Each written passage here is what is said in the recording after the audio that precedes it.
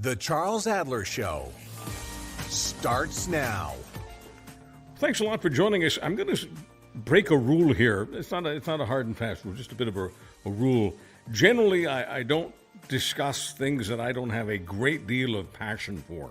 And somewhere along the line of covering, 6 or 7 or 10, whatever it is, hundreds, it seems, cabinet shuffles, somewhere along the line I drew a conclusion that only a handful of people cared, and they were all inside Ottawa. And if I wasn't a fan of politics, and I mean a great big fan, bordering on fanatic, I probably wouldn't care about cabinet shuffles. And so I just shuffled aside the topic. And here I am in a new life, enjoying a new world with new followers on the podcast. It just seems to me that a lot of people who are junkies are into the latest shuffle, and there are a multitude of reasons for that, which my guests can describe. But Evan, I want to thank you so much for bringing me back to the world of cabinet shuffles. Well, I am happy to find meaning and importance in what seems to be ritualistic Ottawa nonsense. So if I can be the decoder ring from Ottawa arcane nonsense to importance to real people, happy to serve that role today. One of the reasons is I'd open up the lines, once in a while, and just quiz the population and ask them for names. And it was very rare that anyone could even name more than 1 or 2 cabinet ministers. And I thought to myself, if nobody actually knows who's in the cabinet, what difference does it make? So let me ask you that question. What difference does it make? I think it does make a difference because good cabinet ministers don't have to be known to be good cabinet ministers. A lot of the time, the best cabinet ministers, the most competent cabinet ministers, are the ones you never hear from because their departments are running well and they're not becoming opposition focused, right? You're not having situations where their policy failures or their competence issues or their ethics call into question because they're just doing the job that they're supposed to do well, right? They're implementing legislation, they're running a department, they're ensuring that, take national revenue, right? When was the last time anyone heard from a minister of national revenue? Never. But making sure that people get their tax returns and their GST credits and their, grocery benefits or whatever that was called, making sure people get that on time, on schedule, get the money they're supposed to. It's important work. And so I think that even if the ministers themselves are not always the, highest profile names, that's not always a bad thing. And I think a lot of times sort of media coverage and competence are not always correlated, but a lot of times people who are rising stars because they're good at doing the 5 o'clock political TV shows. They're not necessarily actually good ministers. Evan, you've been talking about a shuffle coming, and you've been focused on what appears to be a summer decline, if you will, for the Trudeau government. And in your very very popular Substack, Scrimshaw Unscripted, you've been talking about the anticipation of a cabinet shuffle. So before we talk about any of the specific stars, as it were, what were you anticipating, and were any of your anticipations responded to by the Prime Minister today? So this was a bit of a bigger shuffle than I was expecting, which I think is a good thing, actually, because I think this is a sign that the government takes seriously their position. Frequently, governments that go down to especially heavy defeats tend to be the governments that keep everybody, just keep the same top team, just keep the same sort of nudging along and don't acknowledge their internal flaws and their issues. And I think at this point, it's pretty obvious that the government was willing to shake it up. They were willing to put important ministers in important economic portfolios, and they got good, competent, delivery-focused ministers into places that are sort of either, sort of active fires or have the possibility to become active fires for them in the next year. And I think it's a cabinet shuffle that accomplished quite a lot for the Prime Minister, at least in theory. Obviously, you never know how these things end up, but I think this is a shuffle that, if the Liberals, win the next election, I think this is a cabinet shuffle that you could look at and say this, definitely helped them reach that goal. So, which portfolios were, to use your imagery, which ones were on fire? Housing, immigration, and public safety. Marco Mendocino, whatever the Paul Bernardo stuff has in terms of the legalities, Marco Mendocino completely botched the politics of that, and he was becoming a running sword to the government. Housing has been a disaster, and if you're going to try and get young voters who have been priced out of the current housing market back on side, it's going to have to be with the new minister. Sean Fraser, I think, was a no-brainer home run call for that for housing. And immigration is starting to become an issue, both in terms of the implementation of the government's wishes, but also in terms of it's becoming a Quebec issue, right?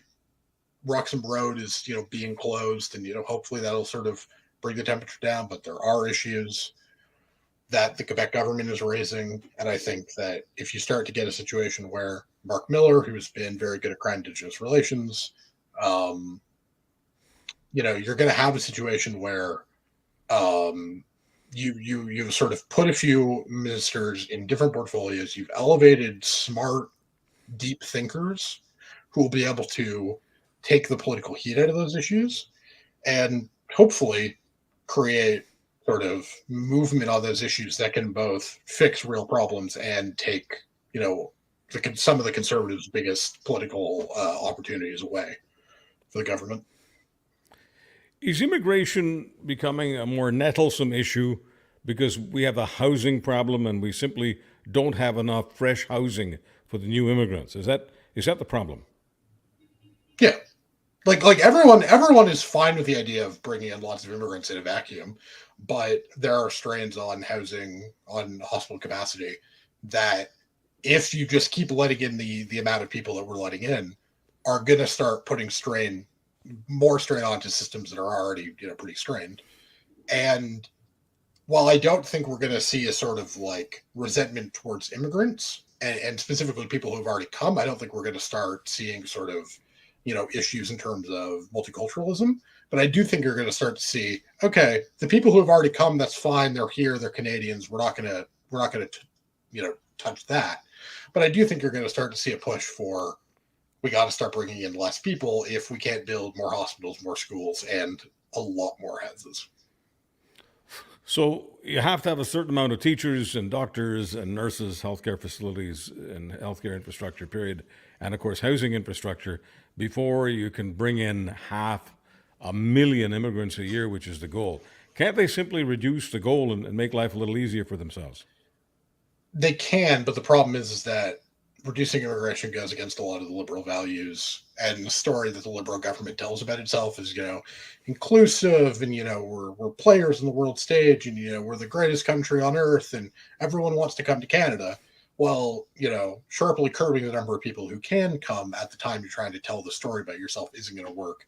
And the other thing is, especially in the run up to an election where the liberals are going to need ethnic minority communities in the 905 and in Greater Vancouver, the sort of easiest way you could reduce immigration is family reunifications, because no government's going to slash economic migrants first, and making it harder for people to get their cousins or their aunts or their whatever from overseas into Canada.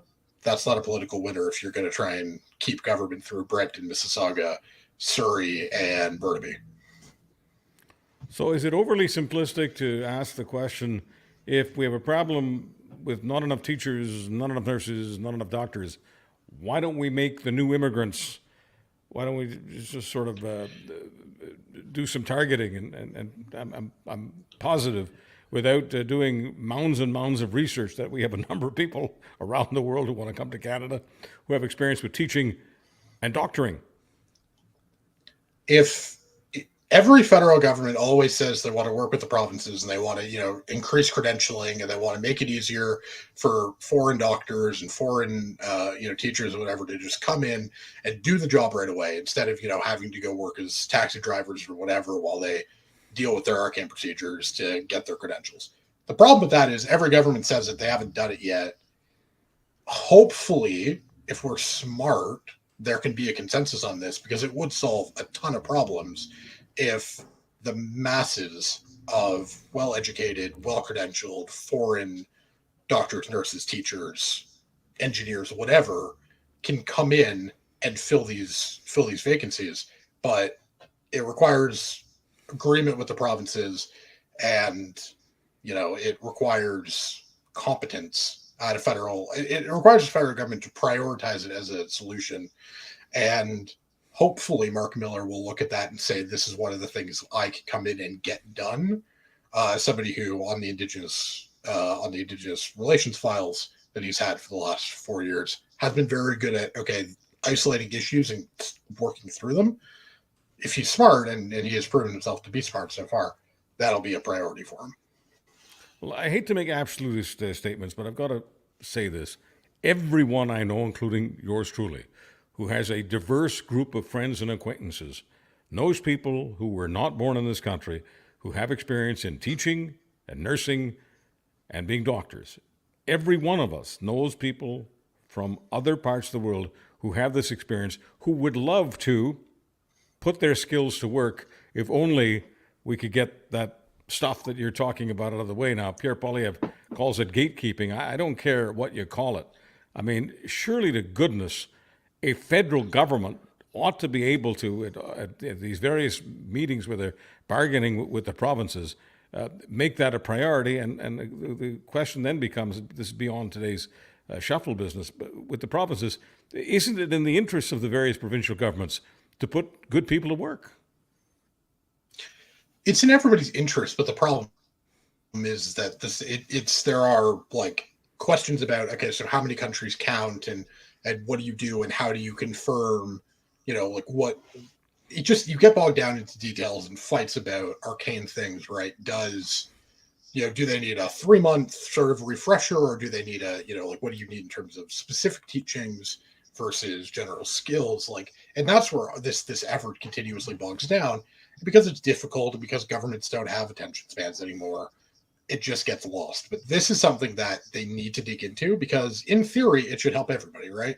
It should help all the provincial governments that are facing, teacher and doctor shortages. It'll help the federal government because it'll reduce the pressure on them to sort of have a rethink about their immigration policy. And the other thing the feds can do, of course, to speed this up is the provinces all want more money from the federal government at all times. So the feds should use the ability to, help pay for more hospitals, more schools, whatever, the physical buildings. They should use that as leverage to try and get this done, because it is a no-brainer. It needs to happen expeditiously. So, Evan Scrimshaw, you're someone who is a person with a pretty tight lens on government. You really look at it in a very granular manner, and I appreciate the fact that you're giving us some generalizations here, because otherwise only the public policy wonks are involved in the podcast in terms of embracing it. So here's the question at a non-granular level. What's your take on someone who I perceive from my perch as a very, very talented minister, but they keep changing her portfolios, and her name is Anita Anand. She's the MP from Oakville. She was the defense minister until about 10 minutes ago, and now she's the treasurer. What's your take on her talent, her mobility, why the government keeps shifting her, and what her long-term star trajectory looks like to Evan Scrimshaw? So I think Treasury Board is not going to be the traditional thing. Traditionally, Treasury Board presidents are very low-key. No one knew who Metaforche was, who she was replacing. I think the intent with Anita Anand is she has always been a sort of firefighter for this government, right? She's always been a fixer. She was procurement minister when we had the vaccine issues. She solved a lot of those for the government, right? She was able to get supply. She was able to manage and coordinate with the provinces. She's a super talented fixer.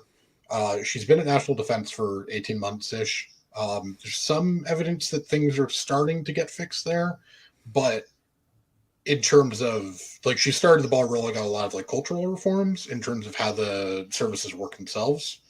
At this point, though, the government has issues on cost of living and sort of pocketbook issues. And I think the Treasury Board is going to be a different portfolio now than it was. It's going to be a much more economic. She's going to be the person in charge, from all the reports and what I would think, of getting Chrystia Freeland's aspirations into policy, right? Coordinating intergovernment, making sure that everything is flowing well, that they're getting bang for buck, and helping craft the government's economic path from here to the election. I think she's an incredible talent, and I think in her and Chrystia Freeland, the Liberal government has two cabinet ministers that are both incredibly smart and would both make incredibly good prime ministers if and when Justin Trudeau retires. But she's incredibly good at putting out fires for this government, and for a government that has the ability to get knocked off message economically, and B, that doesn't frame their economic message in totality. It focuses on bits and pieces. Coherent, full government approach to how to get from where we are to a situation where more Canadians feel the economy is good by election day, I think is going to be a huge part of her job, and I think she is extremely well suited for it. And I think that the fact that Jean-Yves Duclos is at procurement, her old job her job 2 jobs ago, I think those two will be able to work really well at solving some of the bigger structural problems of waste, especially in DoD, especially in defense procurement. And I think it'll enable the government to stop being on the back foot as much. Can she reduce the price of breakfast, lunch, and dinner? I think she can. I think she will be able to help the Liberals find a way forward that will recognize the fact that things have been hard for the last 2 years and try and continue to do things that will make things easier for people, because people don't just need help now. They're going to need it even when prices stop going up as much. Things are still higher than they would have otherwise been. And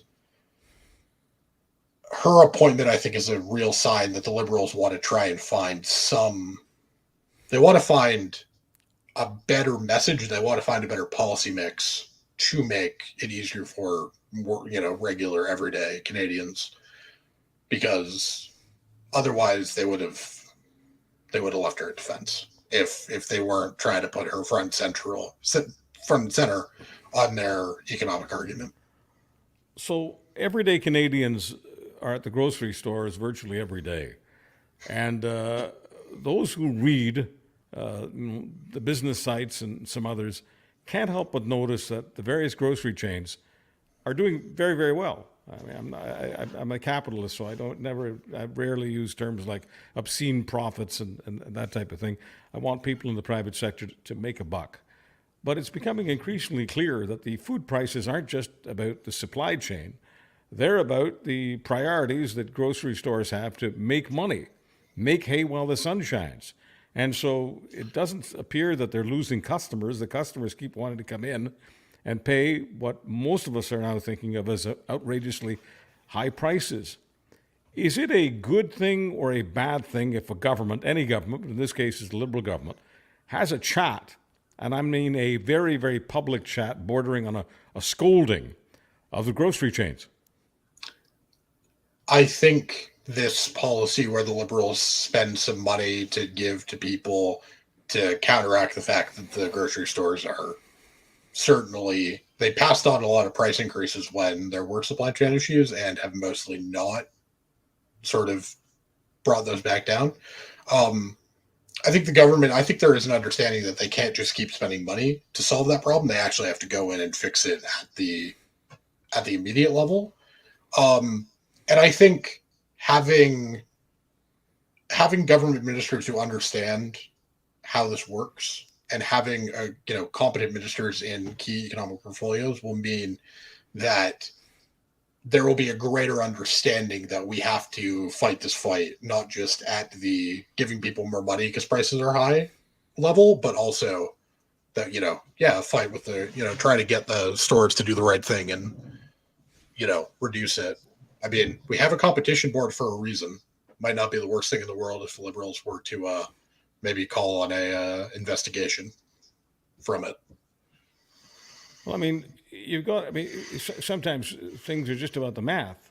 If the government wants to brag about a 3% GDP because that's better than many other countries on earth, that's great. If the government wants to talk about countries in the world, that's great. But those 2-3% things are just things that become rather meaningless to people if their wages are increasing at no more than 2 or 3% a year, and groceries are going up by 5 to 10 to 15% a year. I mean, the math doesn't add up politically, Evan. Yeah, exactly, and that's the thing. Like the government, Christian Freeland is touting, the lower, lowest inflation in the G7. Like, yeah, that's true. No one cares. That is not an argument that is salient to anybody because they're still seeing the high prices, right? Prices haven't come down; they've just stopped going up as quickly. And I think a governmental approach that focuses on, again, the whole a more wholesale approach as opposed to the very piecemeal approach the Liberals have had for the last 6 months. Like, the Liberals have not been on message for 6 months. They've been a mess. They've been being knocked off track by China, by Sam Cooper, or Bob Fife. Like, they need to get a message. They need to stick on a message. And I think putting their best economic thinkers in Anand, Freeland, and Duclos in three of the biggest economic departments, I think is going to open up the government to make better decisions that are going to be able to help more people in the best way possible. Evan, help me with this. Why does so much of the punditocracy keep talking about an election just around the corner, even when they see a big cabinet shuffle? Oh, there must be an election coming this fall. The government does not have to call an election. Why the heck would they when the polls say they would lose? Because political reporters get really bored. Because political reporters like to cover politics, not policy. Elections are more fun than parliamentary sittings. And generally speaking, historically, minority parliaments have not lasted very long. And so reporters have this sort of like sense thing of like, oh, it's been a minority parliament. The clock is ticking. But the Liberals have never shown any wanting for this to be a 2-year parliament. They want it to be a 4-year parliament. That's why they signed the deal with the NDP. And the other thing is, of course, every sensible economist, every mainstream, bank view, whatever, says the economy will be better in 2024 and 2025 than it is now. And if that's true, then the Liberals will obviously want to go when the economy is good. Because if inflation continues to cool, we get a year of strong employment numbers, we get some wage growth finally, some real wage growth. Economic indicators, economic sentiment will be a lot better in 2 years or in a year and a half. And the other thing is, Pierre Poilievre is not exactly doing well himself, right? Poilievre has, a big lead in a poll out today, but even there, it's not that he has any great particular, it's not like he's super popular with the electorate. It's just that he's there. And so if you're the Liberals, you want to give Poilievre as much rope as humanly possible. You want to have him talk as many times as possible between now and election day, because if the goal is to beat him, then you got to find ways. You just got to let him keep talking and keep having incidents and keep, making a fool of himself. So no, there's not going to be an election. There was never going to be an election. And everybody who's doing it is bored and hoping that we get some excitement sometime soon, because that's more entertaining for the press corps and the pundits than covering, a legislative agenda. So there's a feeling out there that the people are in the mood for a change. And it generally happens after a government has been in power for the better part of 8 years now. Fine. So there's a mood for change. And there's a feeling out there among some people that the more contrast there is between Pierre Poilievre and Justin Trudeau, that the more that benefits Pierre Poilievre, even if the contrasts that are being painted are not exactly flattering to Poilievre. The fact is he's different. He's very different, and that's supposed to be, according to some, very helpful to him. What do you make of that kind of thinking? It's wrong. Like, the problem is that we've only had 23 prime ministers in Canada, and like realistically, there's only been about 15 who served like any meaningful amount of time in office. And so, we have these like gaudy statistics about, no government has ever, has won a fourth term in a row, whatever. It's all meaningless.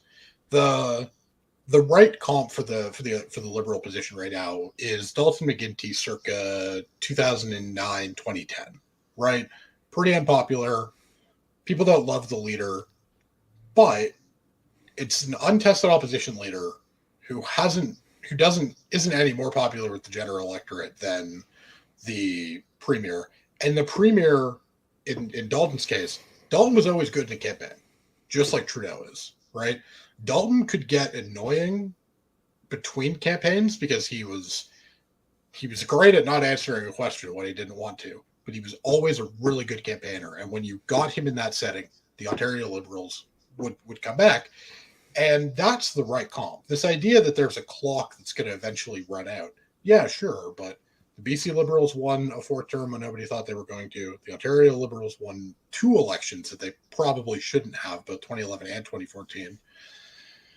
Jean Charest didn't win the 2012 Quebec election, but the way that people talked about that government, they were supposed to be wiped off the face of the earth for most of 2011, and then Charest ends up 4 seats short of the PQ, right? Like the idea that there's just a sort of clock that will not be there. No, Poilievre has to win this, and Poilievre hasn't fixed any of his massive recurring problems. And it's a lot of, the abacus poll today that everyone's pointing to is this, horror story for the Liberals. People don't love Poilievre, even in this poll.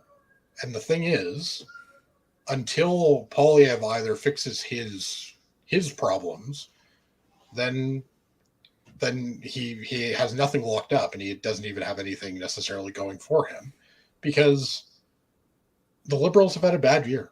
Right? The Liberals haven't had a message. They've been, completely incompetent in terms of how they've handled the China stuff from a communication standpoint. Yeah, it's not a surprise that they're not doing well, but it's also the case that every time people actually go and vote in these by-elections, that the government does better than they should. If this was really a government that was, being ready to be tossed on its derriere, we'd be seeing massive swings against them when voters have the opportunity. We're not seeing it, and Poilievre has real problems. Evan Scrimshaw, I'm going to pick your brain a little bit. I mean, you make a living by servicing those people who gamble on sport. I know there are some connections between the sport of politics and the sports like basketball and baseball and hockey. I mean, I get that.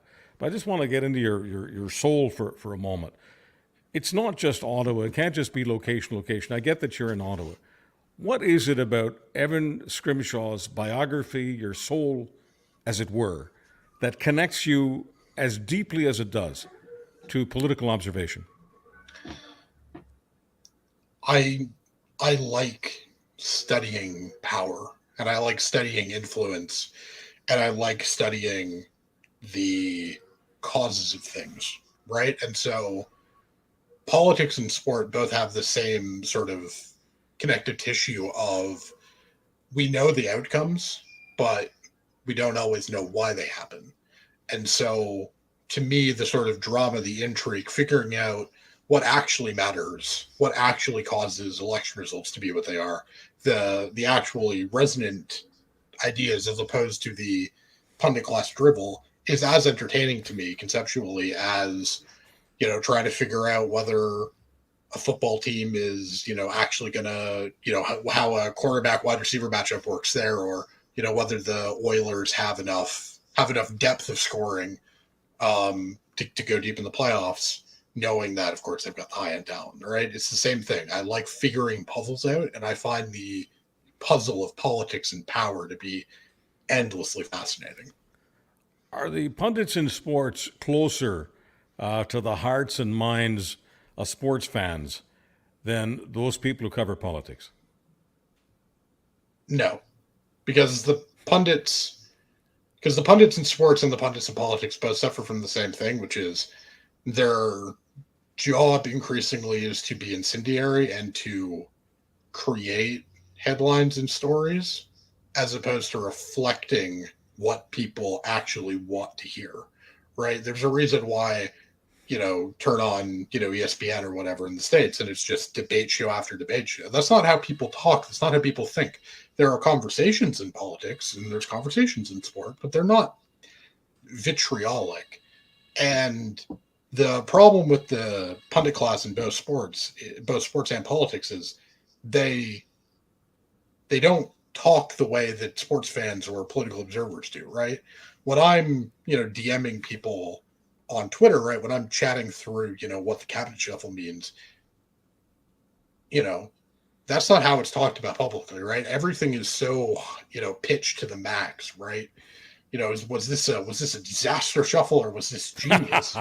What it's actually in the middle, right? There are good moves and there are bad moves, and there are super interesting conversations you can have about, well, why did Trudeau put Minister X here and Minister Y there, as opposed to reshuffling them? But the problem is that doesn't. People do not focus more on the conversations. They like the take, right? Oh, this is a cabinet shuffle that means Trudeau is gearing up for an election. That's what they think people want. But what people actually want is a conversation about. So, because he made these 3 moves, I think that means that. And I think we need conversation less than takes. I think we need to work through the possible outcomes of an event, as opposed to walking out of everything with this sort of 30-second locked in, boom, this is it. I don't think that does anybody any good, because you can look at this cabinet shuffle and point out different things and have different takeaways from it. And that's how most political events are, right? Things are in the gray. They're in, they live in interpretation, and they live in plausible theories, not absolute knowledge. We don't know. We think. We have ideas. We have ideas based on experience and data and facts and whatever else. But anybody who says they know anything for dead certain, I heard, from multiple people, I've been getting the cabinet speculation all week, right? There were people, I had ministers that were definitely getting 3 different cabinet jobs this week. We don't know things. We think we know things, and we should probably be less certain and less takey and more conversational.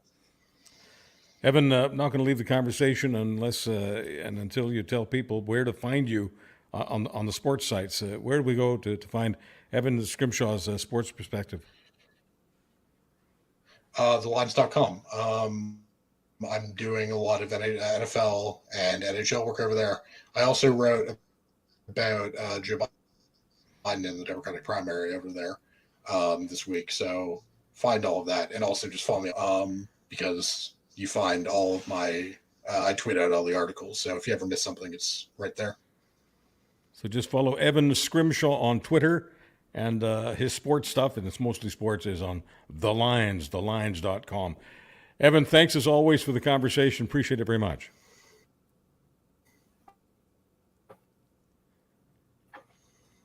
Evan Scrimshaw in Ottawa. Thank you so much for joining us, and thanks for telling your friends. And thanks for following us on the various podcast platforms. It doesn't matter to me where you find us, whether it's Spotify or Apple or anywhere else. Thank you so much for being exactly where you are. We'll see you soon. I'm Charles Adler. Catch Charles Adler Mondays on Real Talk with Ryan Jesperson. Twice a week in the Winnipeg Free Press. And every day at criermedia.co.